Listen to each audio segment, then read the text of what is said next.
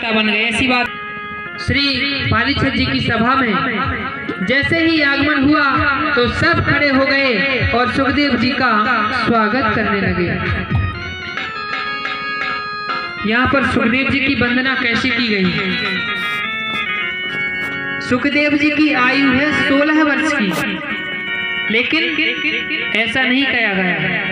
ऐसा कहा गया है कि सुखदेव 16 वर्ष के सुखदेव नहीं, 8 वर्ष के 2 बालक आए। 8 वर्ष जोड़ दिया, वर्ष 16 है, सुखदेव 1 है, 2 बार 8 जोड़ दिया। क्यों? इसका क्या कारण है? क्योंकि 16 वर्ष के बालक के अंदर कदाचित विकार आ सकता है। साधारण वो तो सुखदेव जी हैं, 16 वर्ष के हैं तो भी कोई विकार नहीं, उन्हें कुछ ज्ञान ही नहीं है संसार क्या है। और यदि साधारण दृष्टि से देखा जाए तो 16 वर्ष के बालक में कदाचित विकार आ सकता है, लेकिन 8 वर्ष का बालक कैसा भी हो, साधारण हो, उसमें विकार नहीं आते हैं। तो ऐसे निर्विकार सर्वभूत हृदय श्री कृष्ण के परम लाडले भक्त परीक्षित की सभा में पधार गए। बोली सुखदेव जी महाराज की जय हो।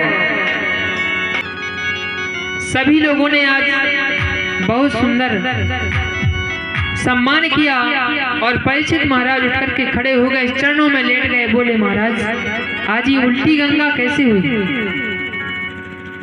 प्यासा कुएं के पास नहीं गया, कुआं प्यासे के पास आया है। तो नाना प्रकार की बड़ाइयां करने लगे, आपके तो दर्शन से ही मुक्ति प्राप्त हो जाती है। अब सुन लो, परीक्षित को सुखदेव के दर्शन हो गए तो मुक्ति हो गई, क्या जरूरत है कथा सुनने की? लेकिन नहीं, आजकल के लोगों को कहाँ रखे सुखदेव। परीक्षित जी ने सोचा मेरी तो मुक्ति हो गई, लेकिन जो आगामी लोग हैं कलयुग के, उनके लिए कोई ना कोई कल्याण का मार्ग अवश्य छोड़ना चाहिए। इस विचार को रख करके उन्होंने श्रीमद् भागवत कथा का श्रवण किया। सुखदेव जी की वंदना करने लगे तो सब ऋषि बैठे थे। बोले ज्यादा नहीं, उन्हें प्रशंसा अच्छी नहीं लगती। ज्यादा प्रशंसा करोगे तो उठकर चले जाएंगे, ऐसे ही रह जाओगे पहले जैसे।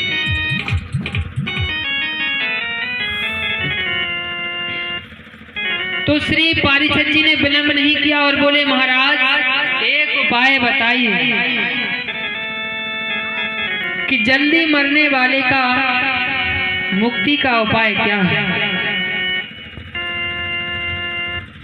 तो श्री सुखदेव जी ने कहा कि मुक्ति का उपाय एक है और मुक्ति मरने के बाद कभी नहीं होती। मुक्ति क्या है और बंधन क्या है? संसार के बंधनों से छूटने का एक ही रास्ता है कि इन इंद्रियों को जीतो। अब आप लोग सोचते होंगे ये लोग हैं जो बैठ जाते हैं, कोई भी हो हमें नहीं, कि भजन करो, संसार को छोड़ो और ऐसे ही भगवान के पास चले जाओ। फिर क्रोध आता होगा, भगवान देंगे खाने के लिए, आप तो कह के चले जाएंगे। ऐसा नहीं, घर का काम करना भी जरूरी है, घर में रहना भी जरूरी है और भगवान का भजन करना भी जरूरी है। उसमें कौन सा पैसा लगता है? क्या जा रहा है, करते रहो सुबह शाम थोड़ा।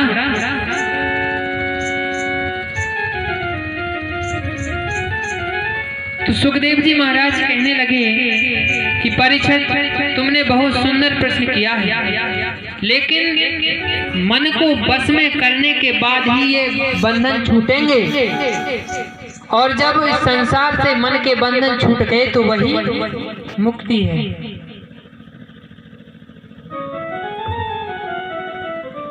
तो मन को बंधनों से छुड़ाने के लिए क्या करना पड़ेगा? बहुत सुंदर श्लोक है।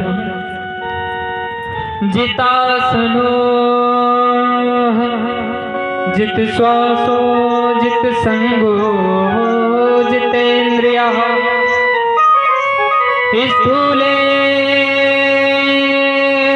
भगवतो रूपे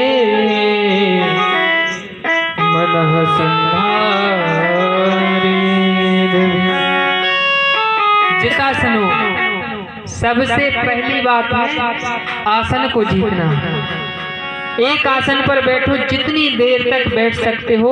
एक आसन पर जब तक बैठोगे तब तक मन एकाग्र रहेगा।